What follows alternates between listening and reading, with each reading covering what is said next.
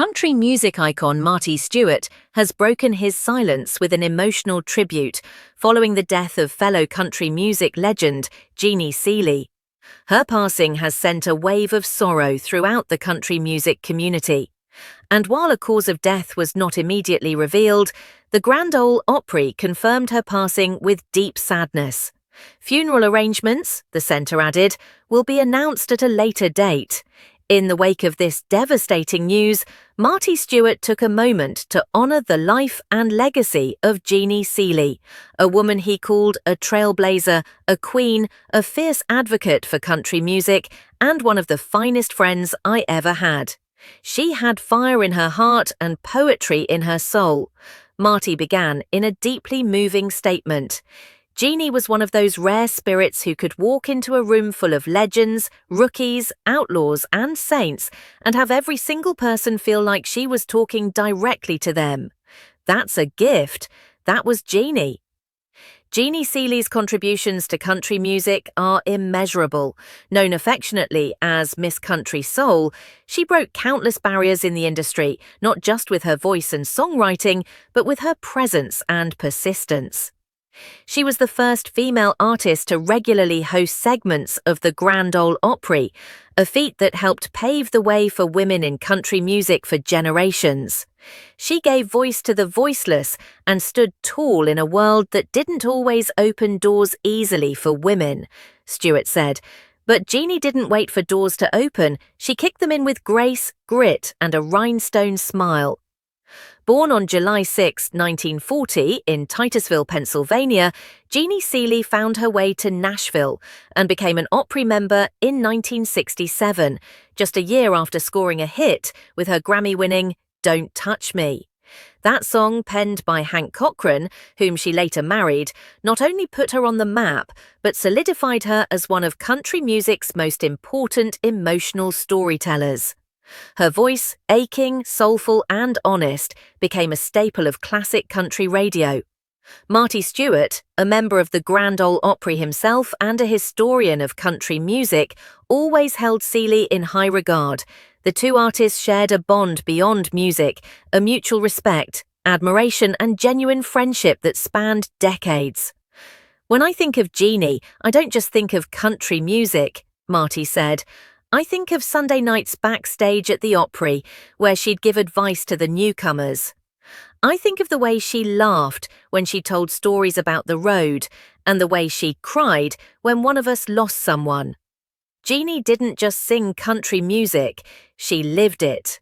Stewart recounted one particular night at the Opry when the two shared a dressing room and traded songs and stories about their mutual love for traditional country. She had a way of making everyone feel like they belonged, like they were part of a great and honourable legacy. Throughout her life, Jeannie Seely became a fierce advocate for preserving the roots of country music. Never shy to call out those who tried to erase or modernise tradition at the cost of authenticity, she often collaborated with other traditionalists, including Stewart, who shares that same sense of reverence for country music's deep heritage. "I learned a lot from Jeannie. Not just how to be a better musician or performer, but how to be a better man," Marty wrote. "She reminded us that country music is about truth, about heartbreak, redemption, love and loss, and no one delivered those truths like she did." Over the years, the two appeared on numerous shows together and shared bills at festivals and Opry events. Stewart often described Seely as the Opry's heartbeat and a spiritual sister to every struggling songwriter who ever walked through Music Row. He praised her for continuing to perform well into her later years, defying expectations and never once letting her voice or spirit dull.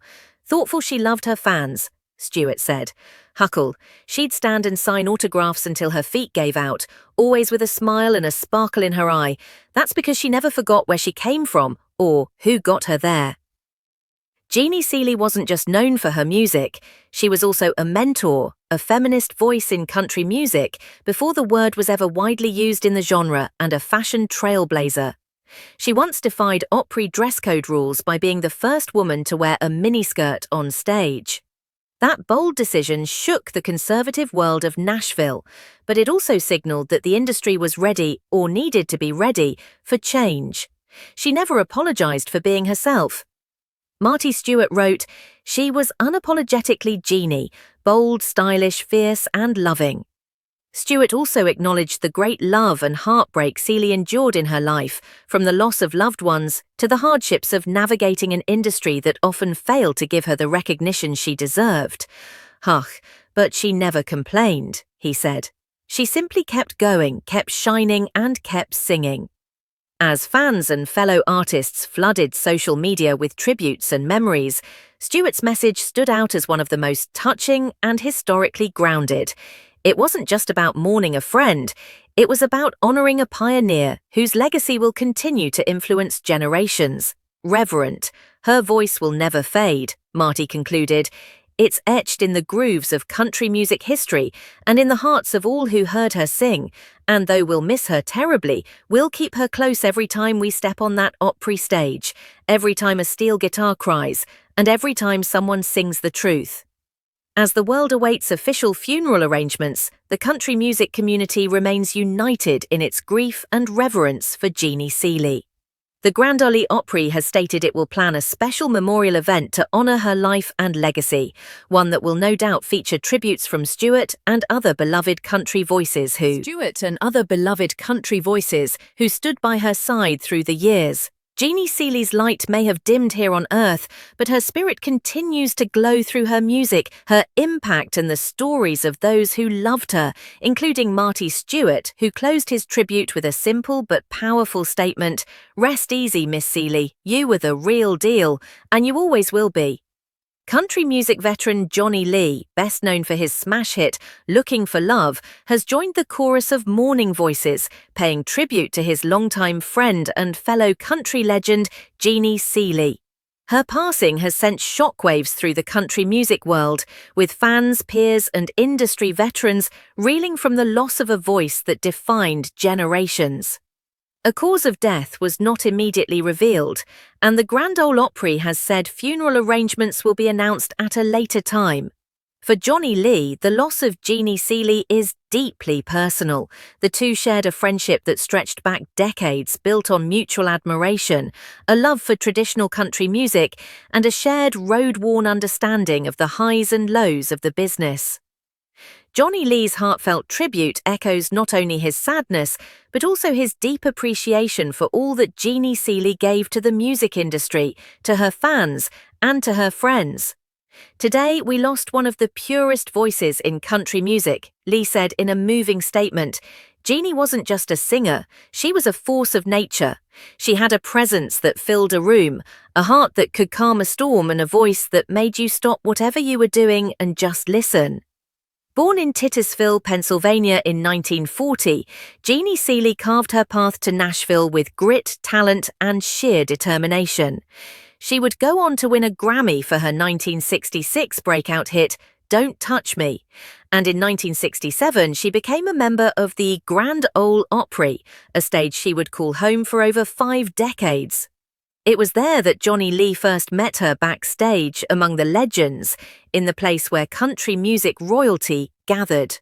"I remember the first time I heard Jeannie sing live," Johnny recalled.